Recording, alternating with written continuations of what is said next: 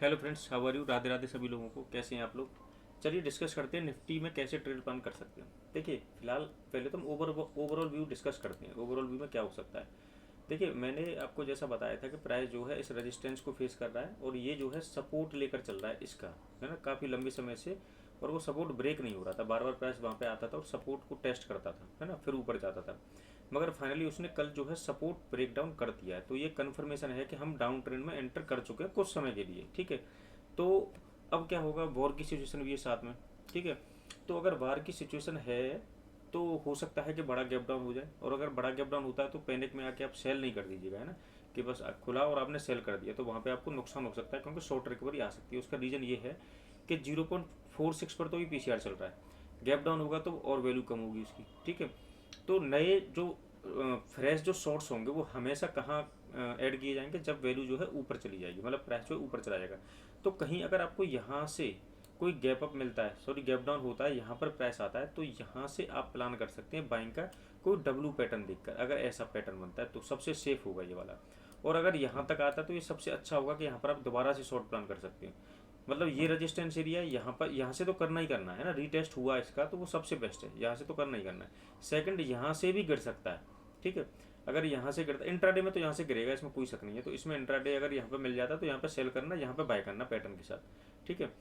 उसके बाद क्या करना है फिर हमें, अब हम ओवरऑल टारगेट की बात करें कि डाउन साइड हम कहाँ जाने वाले हैं। मान के चलिए यहाँ मिलता है मुझे और मैंने यहाँ से सेल ऑफ करता हूँ, तो मैं कहाँ तक जा सकता हूँ। तो मैं देख सकता हूँ, ये मेरा गैप एरिया पड़ा हुआ है, ये मेरा। और मैं अगर फिबोनाची ड्रॉ करता हूँ, फिबोनाची को अगर मैं ड्रॉ करता हूँ आपका हाई से लो तक, तो मैं देखूंगा कि ये मेरा जो है 50% एरिया है ना, तो ये एक इंपॉर्टेंट एरिया रहेगा मेरे लिए। तो 50% कहाँ आ रहा है, 24,055 के आसपास आ रहा है, तो यहाँ तक मुझे प्राइस देखने को मिल सकती है।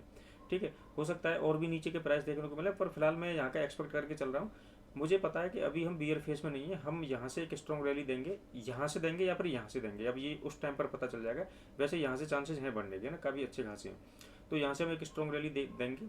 फिलहाल के लिए प्राइस एक्शन जो रह सकता है वो कैसे रह सकता है, मैंने आपको यहाँ तक तो बता दिया इंट्राडे में कैसे प्लान कर सकते हैं। ओवरऑल हम कैसे प्लान करेंगे, देखिए फिलहाल का प्राइस एक्शन ये है कि एक सपोर्ट एरिया है। ठीक है। प्राइस अगर यहाँ पर गैप डाउन खुलता है कहीं पर तो एक बाइंग आ सकती है, और बाइंग अगर आती है और वो ऊपर जाती है यहाँ तक, तो यहाँ पर आप शॉर्ट्स ऐड कर सकते हैं। फिर दूसरा जो है रीटेस्ट पर आप शॉर्ट्स ऐड कर सकते हैं यहाँ पर। ठीक है। यहाँ से आप सिर्फ ऐड करेंगे तो आपका एसएल इस कैंडल का होगा, और डायरेक्ट उसे जाने दीजिए यहाँ तक। ठीक है, इस लेवल तक बहुत हाइयर चांसेस हैं कि इस लेवल तक आ जाएगा, क्योंकि आप देखिए ब्रेक डाउन भी हुआ है ट्रेंड लाइन का। कौन सी ट्रेंड लाइन का ब्रेक डाउन हुआ है, इस वाली ट्रेंड लाइन का यहाँ पर ब्रेक डाउन भी हुआ है, जो कि पहले हुआ था। पहले प्राइस ने यहाँ पर काफ़ी सपोर्ट लिया था, ब्रेक डाउन कर दिया था, मगर वो फेक हो गया ना, न्यूज़ की वजह से फिर से प्राइस ऊपर आ गया, फिर से ब्रेक डाउन हुआ है। तो एक बार अगर फेल हो जाता है तो चांसेस हाई रहते हैं कि दोबारा से जब ब्रेक डाउन करेगा तो उस बार वो फेल नहीं होगा।